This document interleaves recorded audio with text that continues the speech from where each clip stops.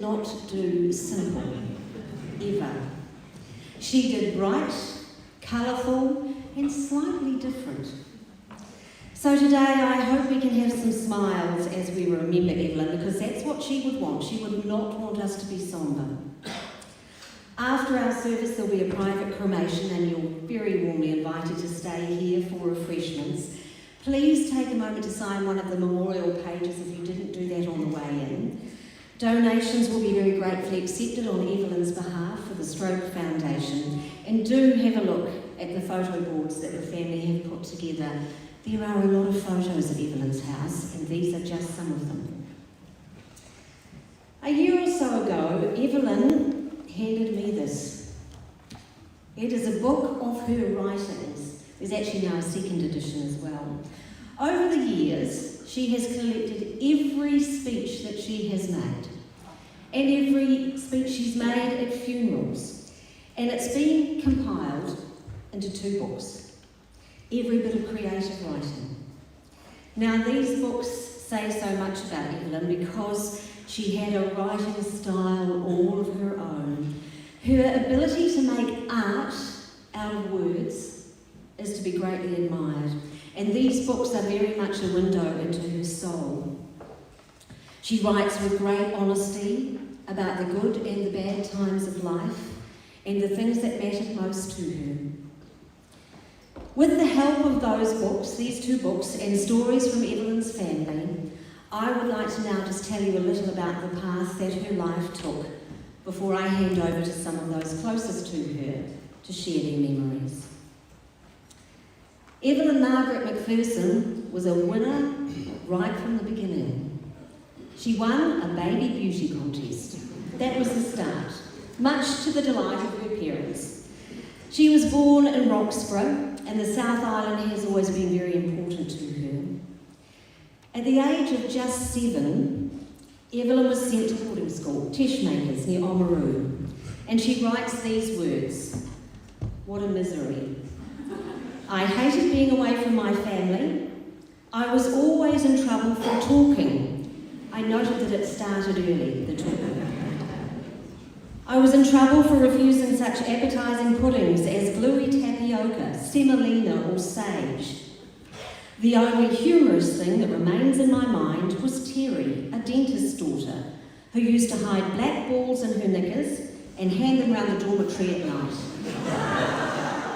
And for you younger ones, black balls are a little, not overly nice lollies. The war years saw the family on the move because Evelyn's dad didn't make the army for medical reasons. They spent some time living at Miller Flat in the Cromwell Gorge in Galloway.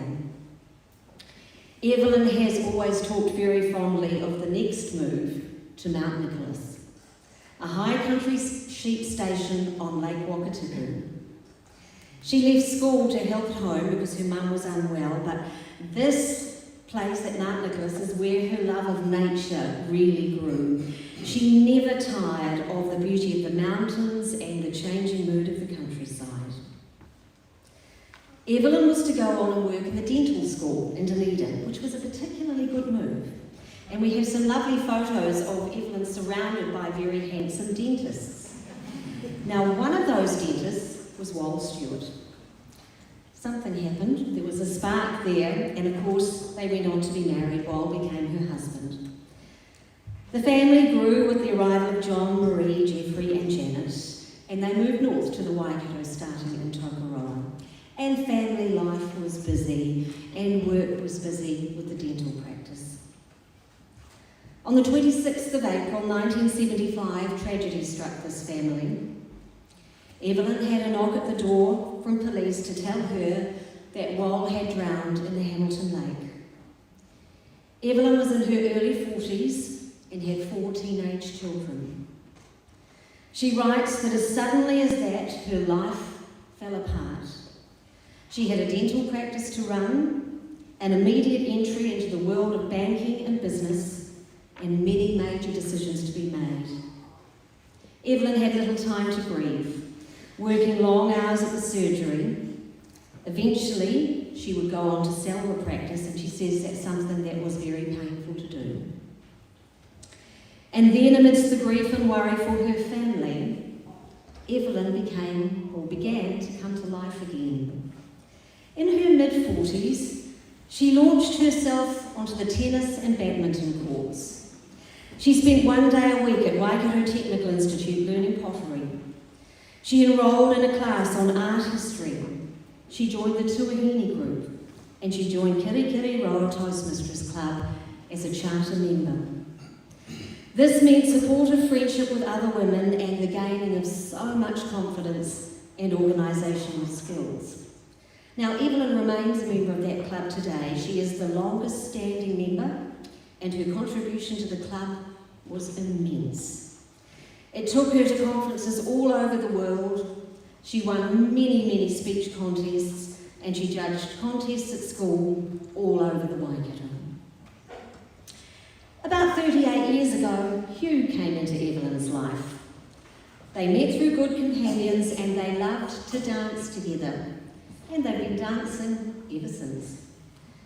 We have fond memories of Evelyn and Hugh spinning around the dance floor at the Working Men's Club on a Friday night with big smiles on their faces. You loved that, didn't you, Hugh?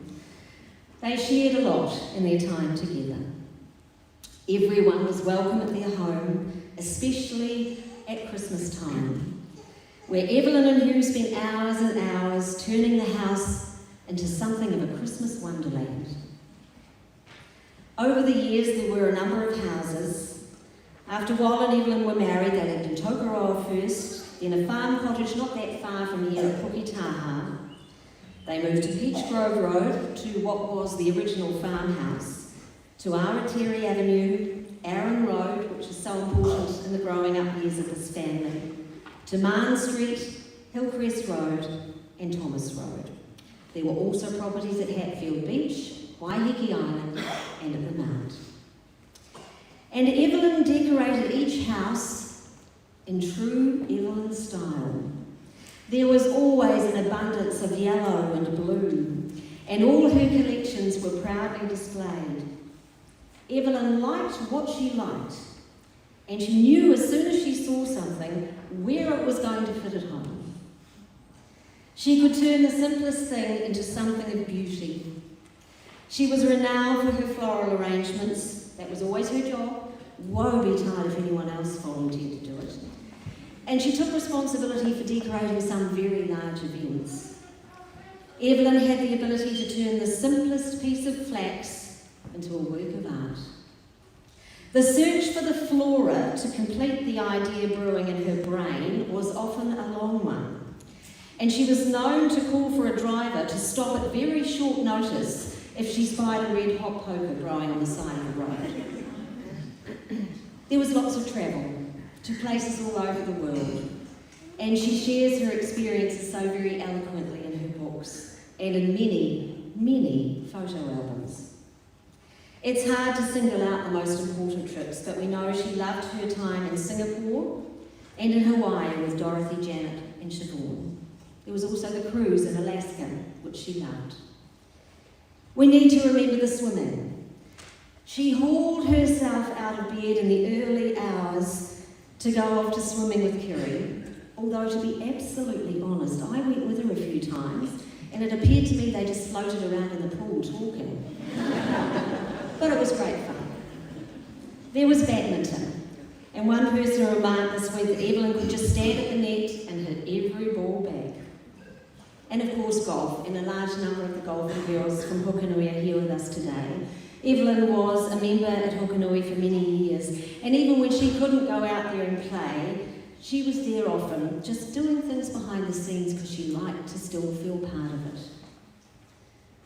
For Evelyn, there was opportunity everywhere. If you asked her if she wanted to do something, the answer was always yes.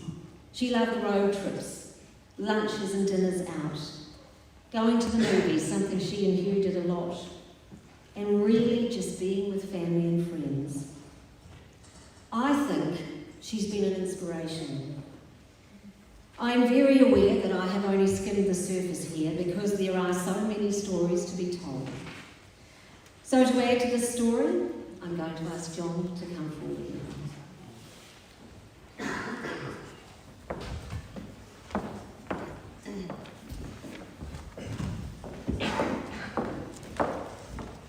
Thanks, Kay. I think that's going to be pretty hard to follow. It's certainly not going to be as eloquent or as composed.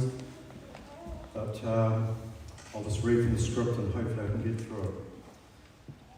Just hoping that everyone can hear me okay. Actually, I'll put these glasses on too. I knew there was something missing. Today we're here to celebrate our mother, Evelyn Stewart, and as her eldest son, I have the honour of speaking on behalf of our family. My sister Janet and brother Jeff are with me to check that I do so with some degree of dignity, and my sister Maria is tuned in from Idaho and her thoughts are very much with us. But last Saturday we were all busy doing all manner of other things, and on Sunday we had been invited to Jasper Stewart's 5th birthday, so we picked up Mum, Granny to her 9 grandchildren and 11 great-grandchildren, and along with Jenny's mum Joan, we headed out to Tim and Carmel's to enjoy the fun, watch the children play and to eat birthday cake. It was Granny's idea of a perfect day spent with her family. Afterwards I chose to take the ladies home and we went via the new Linda Jones retirement village to view the villa Mum and partner Hugh had only just signed up. And we discussed the village layout and their plans for the move to a smaller place. Something Mum had decided herself was the right time. Our mother was an independent woman who was struggling with the restrictions of an ageing body, losing the ability to drive, and was also worried about how she would look after her dance partner, Hugh. But then early on Monday afternoon we heard Mum was in ICU, that she had had a major stroke, was unlikely to survive, and suddenly every minute with her became so precious. We took turns holding her hands, listening to her breathing, hoping for some sign of her coming back to us, telling her that we loved her.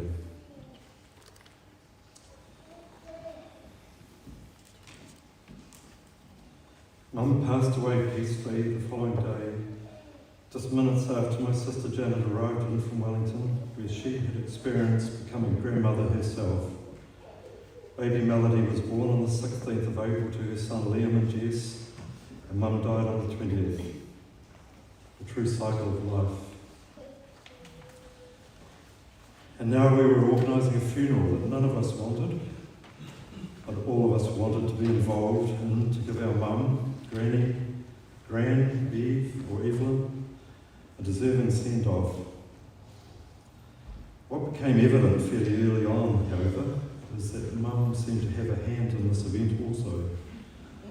No, she didn't want it to be a sombre affair. Yes, she was happy with the idea of a celebration of her life. Bright coloured flowers, please, not too much fuss, and by the way, she had spoken to her good friend Kay to help guide us through and make sure we hold it all together, and to take some time to celebrate Eve for who she was to each of us. This community hall at Horsham Downs, strangely, wasn't first choice, but we were led back here somehow, and it was quite obviously now in an important part of Mum's life. Her Hamilton grandchildren all went to the school next door. Mum attended countless calf club days, school productions, swim meets, and badminton practice in this hall. She even took up badminton herself, and certainly did her fair share of driving kids to and from this and other activities.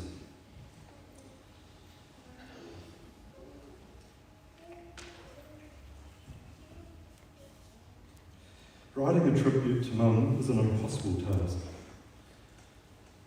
Just look at the photo boards and you will see a life fully engaged in family.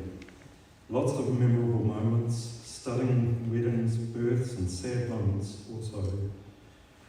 And this was without extending to her other family of friends, Toastmistresses in particular, with whom she gained the strength to be heard. Mum did not always have an easy journey. Like us children, she suffered terribly from the trauma of dealing with the sudden death of our father and her husband Wal, who tragically drowned on Hamilton Lake while out yachting one day. He was just 44 and in the prime of his career as a dentist and an entrepreneur. And now Eve had to face the difficult challenge of how to keep business and life going. Not an easy task in the less liberated world of the 70s New Zealand, and with potentially crippling death duties at the time, placing an enormous burden on her. We know how much she relied on her close friends. We think of Annette especially, and those who helped her work through this in previous episodes needing close and wise companionship. I myself treasured our younger days as a family, and I think my brother and sisters would agree that we had an interesting and very creative upbringing. The houses we lived in were each stylishly renovated and the gardens similarly landscaped. There was always some project on the go, from tie-dyed and printed t-shirts and string bags on a commercial scale, through to investment properties and a large lifestyle block on Waiheke Island that we flew out to occasionally in a seaplane, or ventured out in a narrow-tarred kestrel or Baruna double-ended ferries well before Waiheke became fashionable. There's so much more, but I need to finish. Mum looked so beautiful lying there. She had lost all her worries. She looked young and free and at peace. Her spirit can be summed up by a poem she wrote about her joy in the beauty of nature. In my youth, I lived on Mount Nicholas, a high country sheep station on the shores of Lake Wakatipu. I put in brackets where her father was manager. Every morning, my first awakening moment was to look out of my window to catch the breathtaking view of the sunrise, blushing through the clouds and spreading pink rays on snow-capped mountains, rising up out of the lake. Somehow those mountains capture your heart and soul with their splendour, hypnotising you with their ever-changing moods, for each dawn brings its own special magic. Go on, Mum. Continue to shine your light on us as you saw once more across those wondrous mountains. Yep. Jeff is not a speaker, but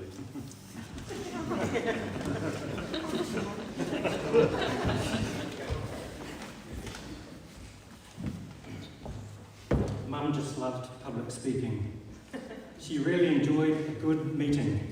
If it had some power talk, even better. Those that know me know I'm not much of a speech maker.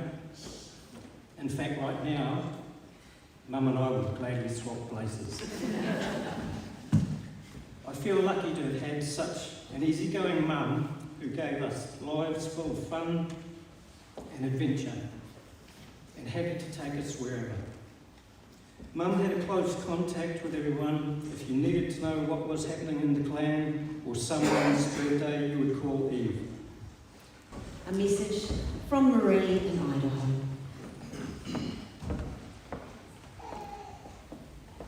Day, USA, April 22, 2021.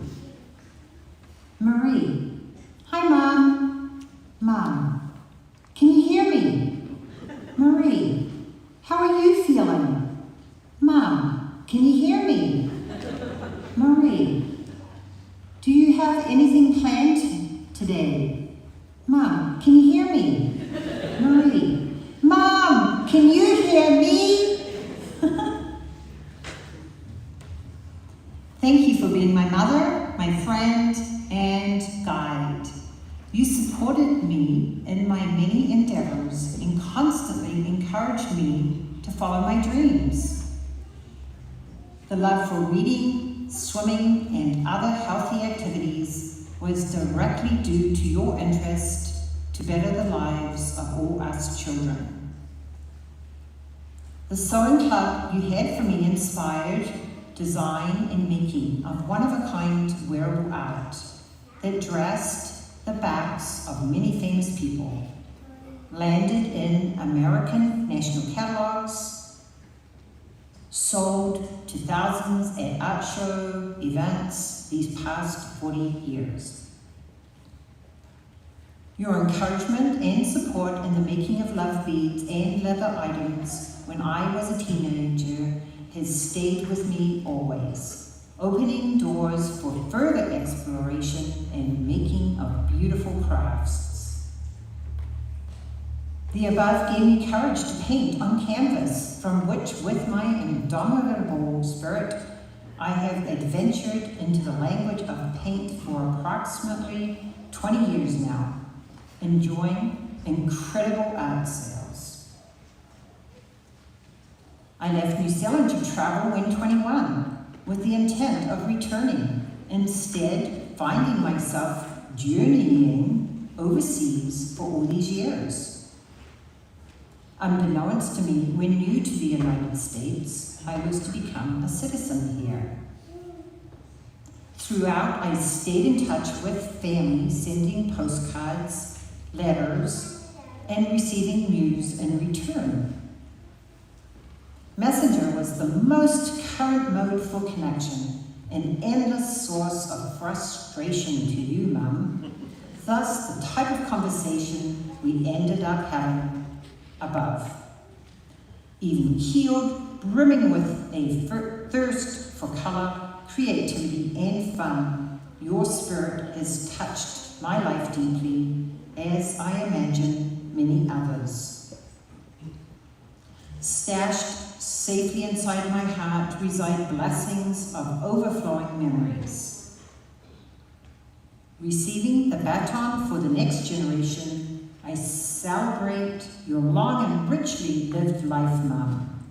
Much love and kisses, Marie.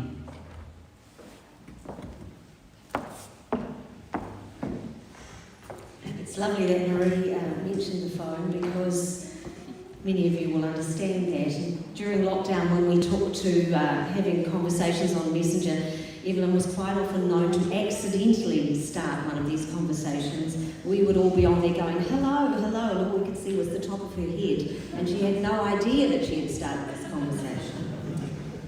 Happened a number of times. Hugh, your turn.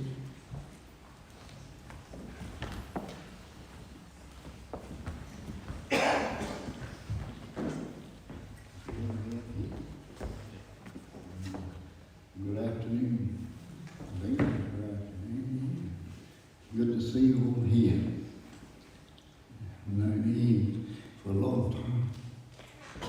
And I'm pleased to see you all here. And some of the things I like to say. I met Evelyn at that dance hall. And I asked her to have a dance. She said, why not? And it just played on from me. We went to a lot of places. We were right up north. I think we've been to more places than any of us. I went right up to the North Island, as far as you can go. Then we went down the south, as far as you can go. And we went over to the west and east. Well, that was our thing. And we enjoyed that. And one trip we did down the South Island, on the way back on this big boat, it was a storm. And I said to Eve, we should go up front. She said, what for? I said, you wait and see, because I could see the waves. So we moved up to the front of the boat. You wouldn't believe it. We just got through there, and this big wave came through the top and smashed all the glass, and we could have been there. No kidding. And the boat was just swaying both left and right. It was a big boat. And anyway, we got through, and all these people were panicking and that. So I kicked the door in so they could get through there. And I said to Evelyn, you go that side and I'll go this side. I said, because they were going to fall in soon, but it didn't. So we stayed together. And we hid under the doors. The captain came up to see if everyone was all right up there. Then it all sort of came clean and was a real boat trip, that was. Yeah. There was no canoe, it was a big boat. And, anyway, after all that, we got home safely, and then there was a club night on, and there was the same night, because the time we got home, it was too late to have tea. So we went to a restaurant, and they had fish and chips. Then we went off to the club, and it was really good. And yes, we had a good time at the clubs, and the ladies all treated me good too. Yeah, looking after Eve, because a lot of people were a bit worried about Eve, because, you know, being by herself, but I stuck with her. And we did a lot of things. And she buy these houses up, and I go and paint them up for her in different parts. She bought a place at Raglan. I went and painted that all up for her. And we went over the mountain on the Nui. There was 1, 2, 3 houses there. I painted those all up for her. But I wouldn't take any money off them. And she said, "No, I want to pay you." I said, "No." I said, "I'm with you." And that's a fact. So anyway, all the times we've been together, we went to a lot of dances and that. We really enjoyed life. We had a lot of time. And I think I've said enough now. And I'll miss it. I will miss it.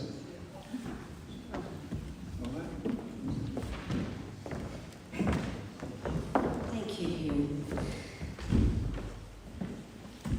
We well remember the great excitement for Evelyn every time a new grandchild was born. And from then, this family has just kept growing, and she did love to keep track of every grandchild and great-grandchild.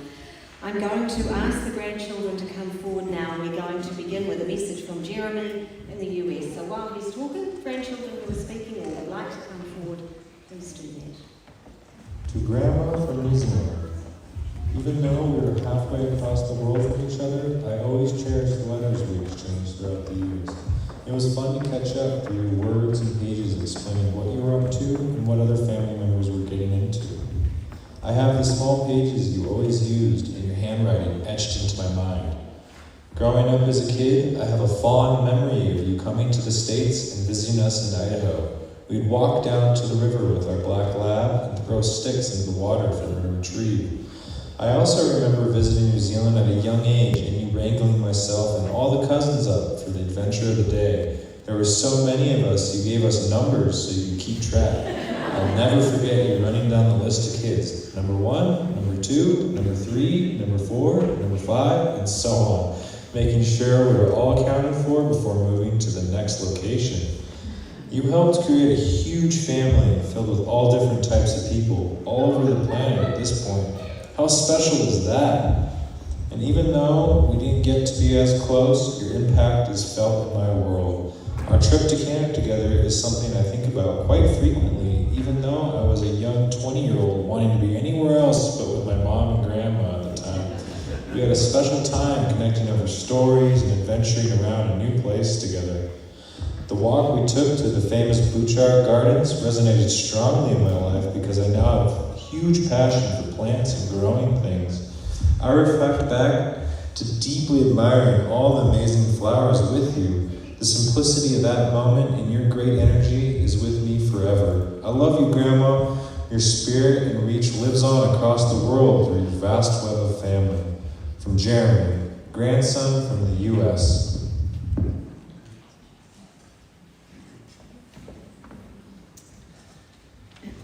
Good afternoon. I'm William and I am surrounded by my brothers, sisters, cousins and our children, but more importantly, granny or grandchildren and great-grandchildren. It is a sad reality that we often learn and celebrate the most of one's life when they can no longer enjoy or participate in the telling. Even so, we are incredibly lucky to have a grandmother who was insightful, eloquent and fairly prodigious in sharing her thoughts, primarily through her community of Toastmistresses. We all spoke about some of the strong memories we have of Granny. and last night I read the 2 volumes of her speeches and musings, feeling privileged to have the window into the life of the vibrant women we are here to celebrate and share on her way. We want to share some of these things with you. Some we hope you will know already and remember with fondness or humour. Some we hope you will learn so that the depth of her character continues to grow, even now, colourful in life as at rest. In reading her speeches, the strongest threads to which we latched were those of heritage, family, growth, freedom and empowerment. Heritage in a sense of preserving, but more importantly, recognising your history, be that generational or simply of your own life. Consider where you started, what got you to where you are, and what will get you to where you are going. In her paraphrased words, picture the laird Donald McPherson of Cluny, tall, strong, raw-boned peasant stock, an arresting figure. Now, some 400 years on, I have retained that peasant stock shape. With the skirl of bagpipes, my blood is aroused and my Scottish emotions surface. Friends, welcome to my grand occasion. Come sit with me under the shade of my family tree. Granny remembers her childhood as a childhood should be, free and adventurous, spent in the splendour of nature. Her first home in Coal Creek to Mount Nicholas sheep station. She would shoot birds in the winter, cut firewood, muster the sheep from horseback. As I glide toward my 70 years and 10 and revert into my second childhood, I will return to those happy days when I was young. Family was undoubtedly Granny's greatest passion and pride. In her 4 children, she established herself as a woman in, unfortunately, a man's world. She instilled creativity, curiosity, a thirst for travel, all the while offering a pillar of support. She says, "For me, my treasure island involves my home, my family, my friends, my sports, my travel. My mind is drifting into my treasure chest of memories. I see the most priceless jewels of my life, riches of the heart." She was proud to be a mother, proud to be a grandmother, and proud, but perhaps mostly tolerant, to be a great-grandmother. Growth. Granny writes, "I am a dull and uninteresting person. I am painfully shy. I feel inadequate because I cannot contribute to a conversation." This could not be more in contrast with the memories we all shared of Granny. Bright, colourful, current, and in our memory, not a single conversation she wouldn't contribute to. She writes of throwing herself into tennis and badminton, a short white dress and frilly knickers to look the part. But most instrumental in becoming the lady we love was finding the courage to attend a Toastmistress meeting. I'm sure someone could tell us if the short dress and frilly knickers covered her early ignorance here as well. Freedom can come in many different forms, and Granny in some ways had it thrust into her life. It took her a long time to embrace it and adapt, feeling the freedom to go to her pottery classes, to wear bright clothing, freedom to be different, quirky, and fun. She writes even of renaming her signature dish, salami and cheese on crackers, to Argentinian love bites, for the simple pleasure of bringing some interest into any aspect of life. She writes, "My intention is to expand my horizons and avoid tunnel vision by keeping a young outlook. I want to stay as I am, flabby bits and all. Starting tonight, even my greetings will have more flair. Hi bro, nice to meet you. To enjoy life and have fun by radiating energy, pleasure and love. I want to be remembered." Empowerment. Granny was unconventional, bold and exciting, courageous. Though I would never dream to put words into her mouth, of all I read, this perhaps spoke as Granny's parting words, at least for me. You must step out more than halfway toward helping yourself. New directions in order to grow. We all have the potential to be outrageously creative, so let us believe in us. For whatever we can dream, we can live. Don't be afraid to take the risk of living. Remember to smile, and the world smiles with you. Weep, and you weep alone. These are rich memories, but just as vivid for her grandkids are the coveted jars of pickled onions delivered annually. The onion sacks as a byproduct of the pickling, later stuffed with presents for each child at Christmas. Her absolute joy of swimming, and as such our time spent together in togs. Her perhaps infamous sausage stew, which I know she didn't see the need to rename with the flair German love logs. Such was her reverence for the humble sausage. So Granny, from your grandchildren, we love you, we remember you. Settle into your car, grip your steering wheel, and snake down the highway.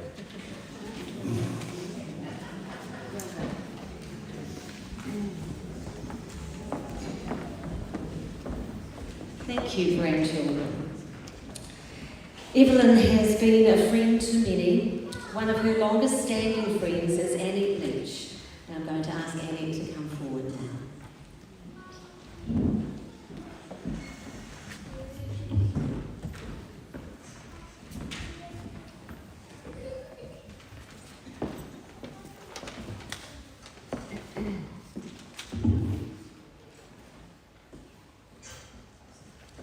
Today, I sadly say goodbye to a true friend.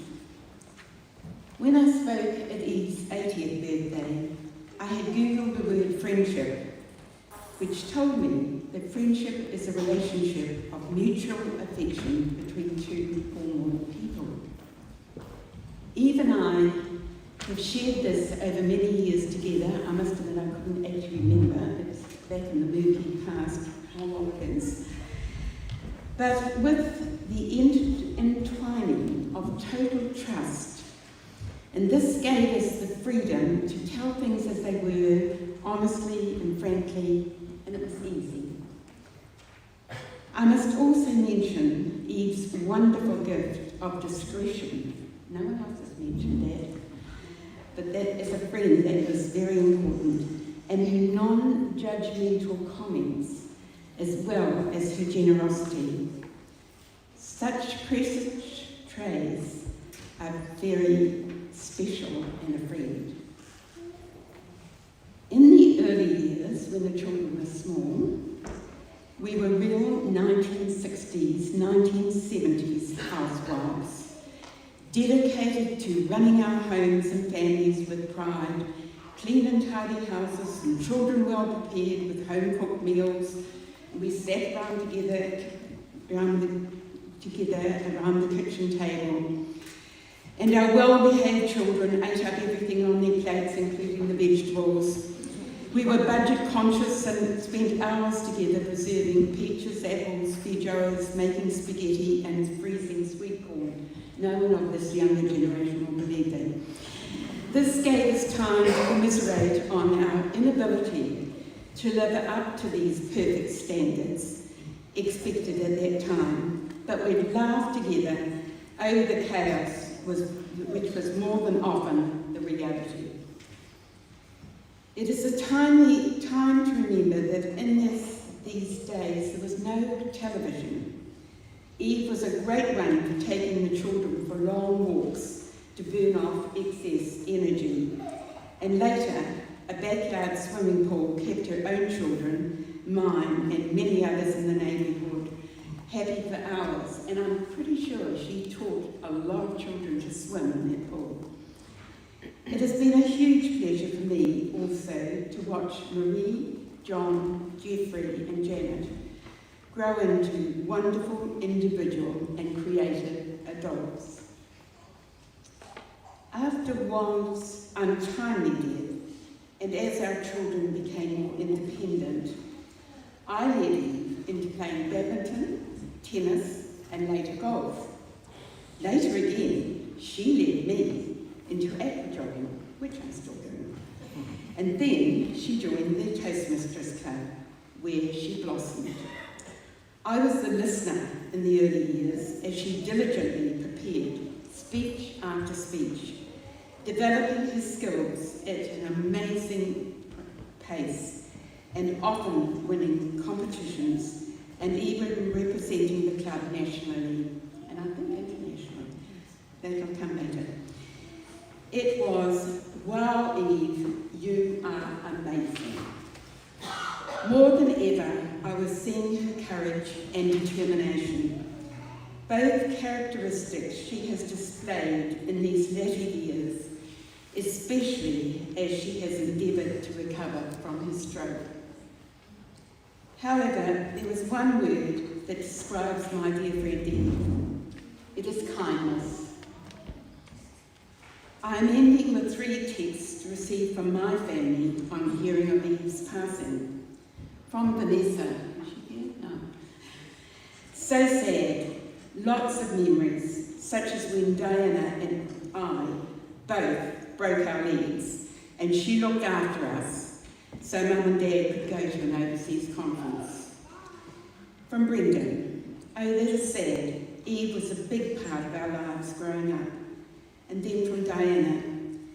Eve was one of my favourite people in Hamilton. She was really kind. So sorry to hear that she has passed. For me, it has been an honour to be your friend, and I will miss you so much.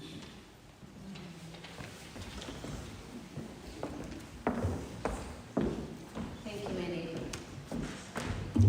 Well, as has been mentioned a number of times, over 40 years ago, Evelyn joined a Toastmasters club, and out of that club, a small group of us formed a circle of friends, the Toasties. We have travelled together to various parts of the world, and all over New Zealand. We have celebrated every single birthday for about 25 years.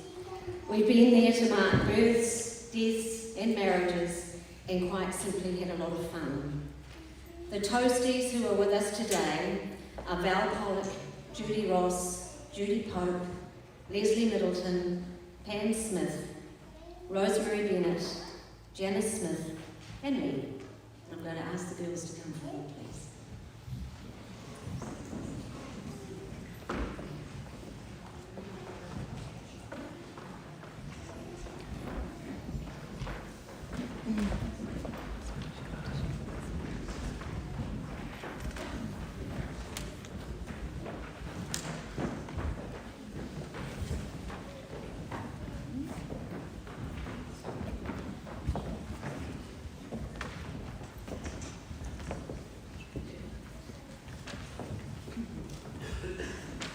Good afternoon. My name is Judy Pope, and it is my privilege to speak on behalf of the Toasties to honour our beloved friend Evelyn. We're a group of friends, all former members of Kirikiriroa Toastmasters Club, which later became International Training and Communication, or known as ITC, and latterly Power Talk New Zealand.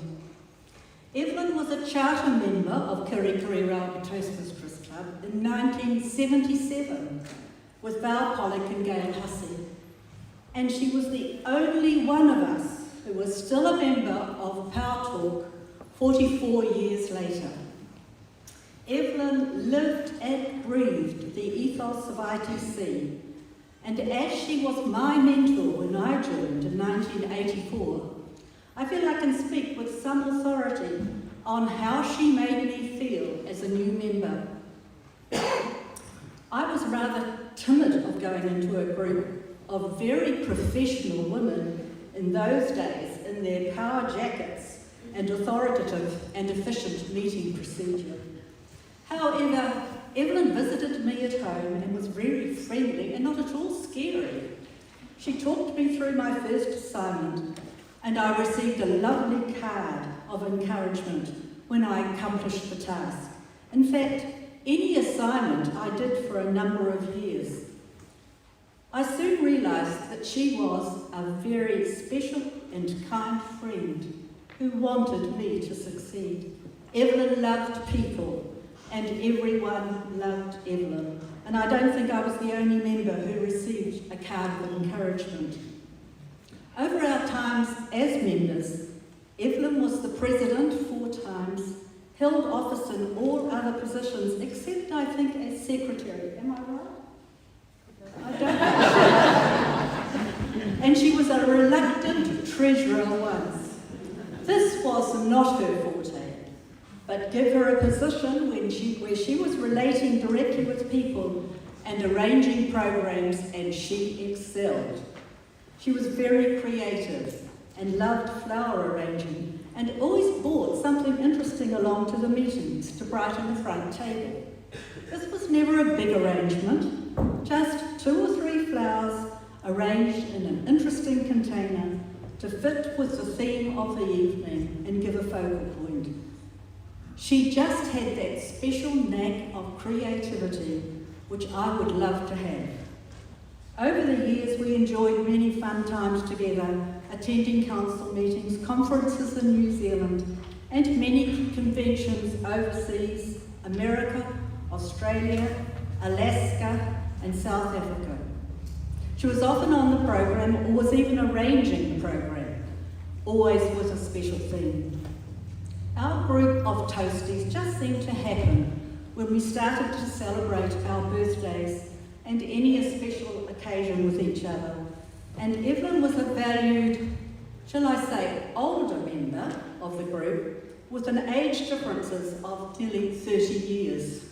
We certainly were not a breakaway group, but simply a small group who met up outside of club meetings because we enjoyed each other's friendship and have now known each other for over 40 years.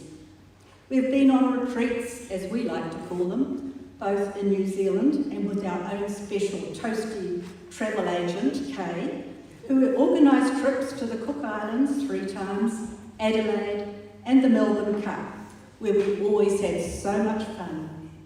I don't have enough time to recall all the funny incidences, often supplied to us by Evelyn, but there were many, and we laughed a lot. However, I'm going to leave you with the following words, which, for me, epitomises our friendship with this beautiful woman who we are going to miss so very much. So my first words, she was loving and generous. Her family, from her siblings down to the very latest great-grandchild, were loved unconditionally. She spoke of you often and was so proud of all your achievements. She was always kind. In fact, I don't think I heard Evelyn ever say a critical word about anyone. The toasties also experienced her great generosity. Her home was always open to us for celebrations, and as you know, the hostess of any function always has to spend the most time and effort, which we appreciated.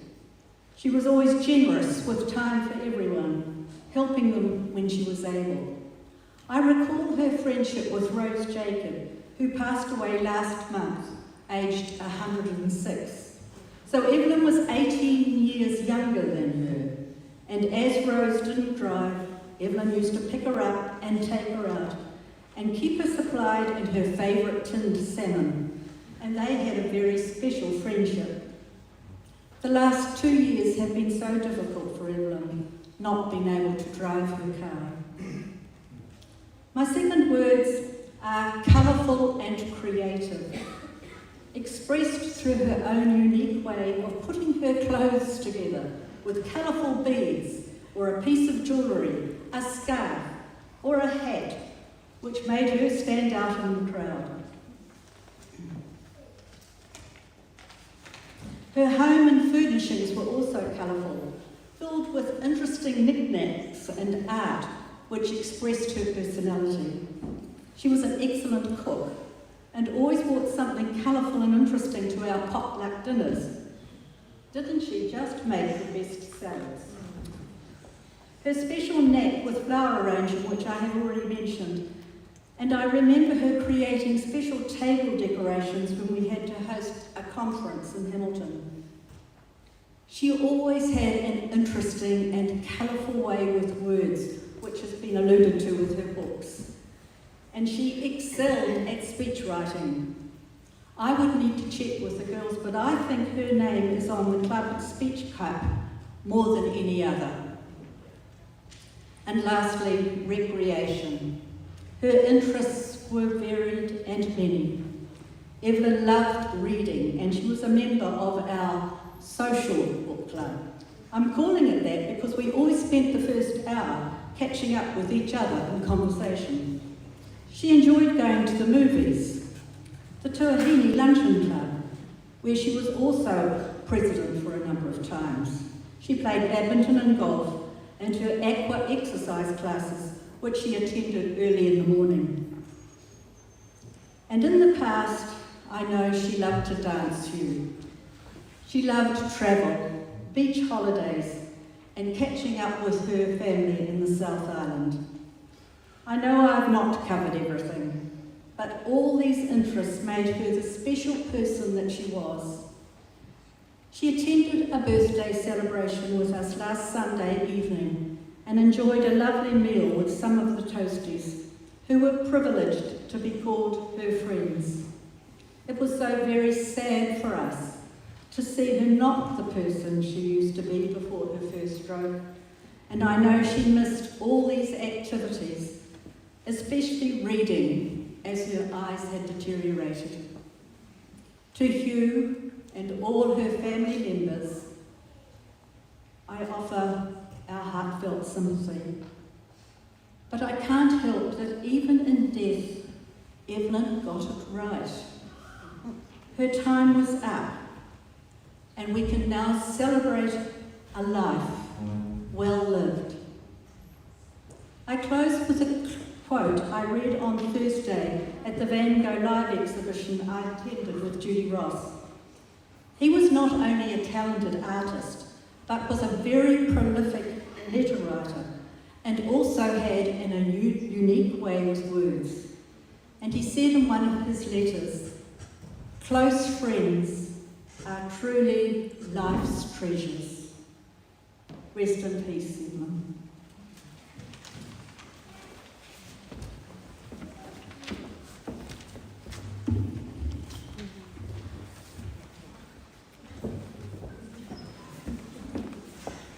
I'm Judy Ross, and I have known Evelyn since 1979. And over those years, I have typed up many speeches and presentations for her. She painted word pictures, as you have heard from her, from what William spoke and Judy's spoken about. And the way she used her language was just so colourful in both speeches and writing. So I found this still on my computer, and I thought it was very appropriate. 10 best extracts of travel images, where the elements feature strongly with a mix of scenes, events and emotions of unforgettable memories. Viewing the sunrise at 37,000 feet above the clouds while flying over the Pacific, amazing exotic shades of pink. Photographing Mount Ruapehu, belching its ashy smoke trail. Special word pictures, aren't they? The sun setting in Honolulu, a ball of gold streaked with red fire dropping into the ocean in a matter of seconds, leaving you in total darkness. Being caught in a tropical storm in Kuala Lumpur, where rain buckets down and you feel you are looking out on a gauze curtain. Spending 21 days in Taiwan and Hong Kong with no sun, just grey skies and rain. Then landing in Melbourne and walking out into the vivid blue skies, an unforgettable scene. Stepping for the first time onto the tarmac at Singapore Airport in 1978. The air temperature so hot you felt you were swallowing cotton wool and your body was enveloped in a hot oven. The walk in the jungle of Ubud in Bali to a kampong to view, meet and barter with local village people's paintings. Everyone wanted you to buy theirs and no English spoken. Durban, South Africa, where she went with Rosemary. The Indian Ocean washing over my feet. The wonderful pavement markets crammed with amazing African people's arts and crafts. The Shishley Game Reserve and my first glimpse of a giraffe in the wild. I was really excited. Keelan, Taiwan, saw me squatting over an open-foot toilet, exposed to the world, yet the natives didn't give you a glance. Walking across the Golden Gate Bridge in San Francisco by myself on a perfect day, no fog, no wind, blue sunny skies, what a magnificent view. In Jakarta, climbing the temple of Borobudur, however you say it, to heaven with huge Buddhas sitting on top of the world. This wonder took hundreds of years to build. In Jakarta, celebrating Suharto's birthday, in a city square crammed in, surrounded by millions of brown faces and truckloads of police, trigger-happy, armed with semi-automatic rifles. Scary. Then her 10th one is returning home to New Zealand and flying into Christchurch, the first sight of the Southern Alps, snow-capped and draped with a long white cloud, made tears spill down my face. This was Coco. Those are Evelyn's words. So rest in peace, my friend.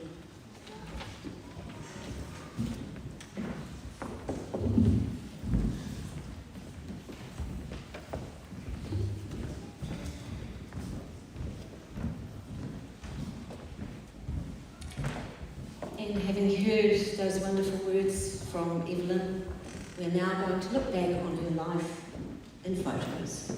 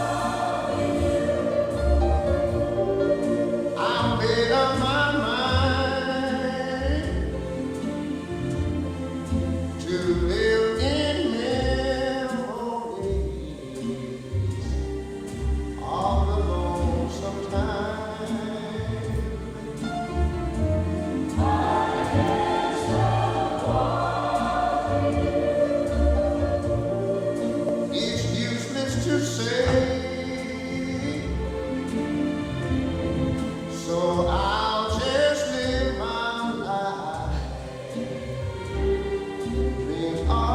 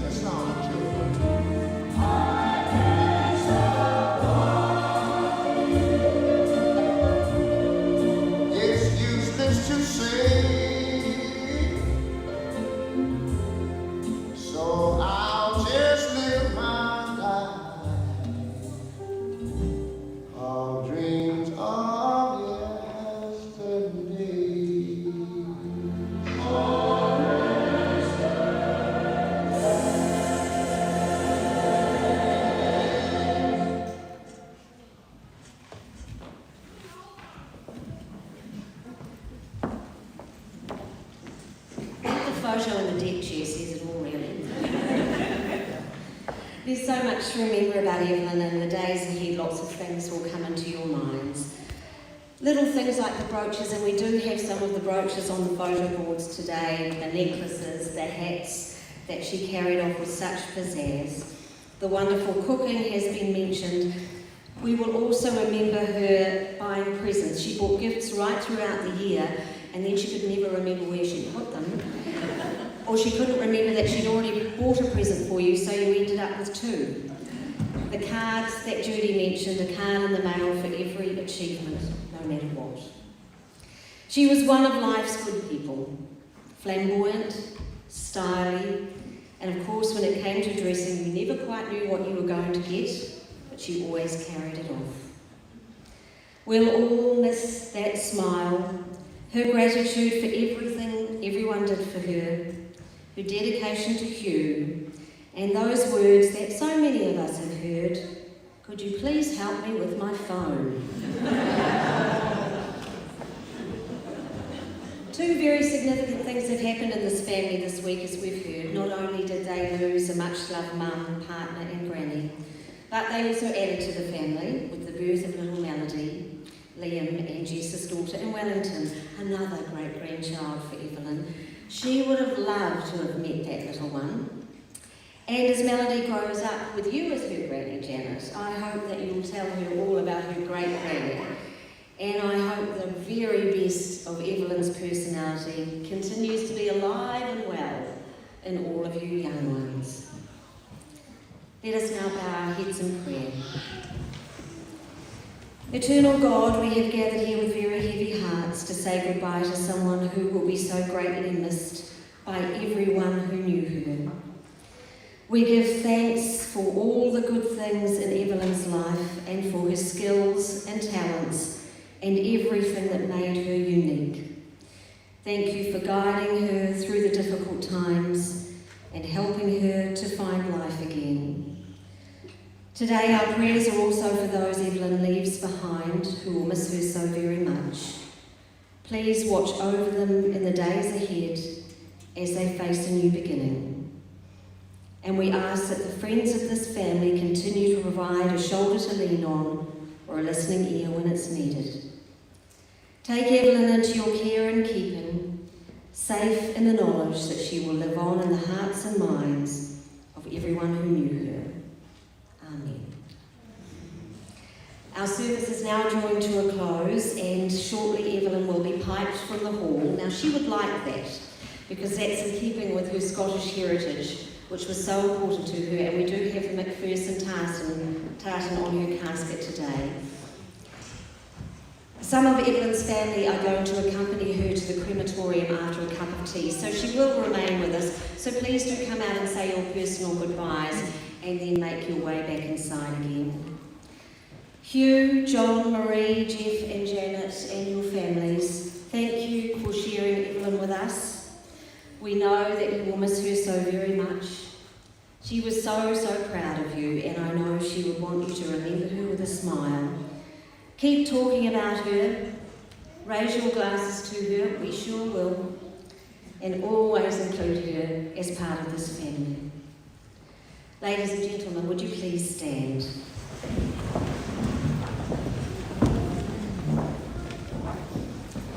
We now prepare to commit Evelyn's body to the elements, dust to dust, with the very deepest of reverence.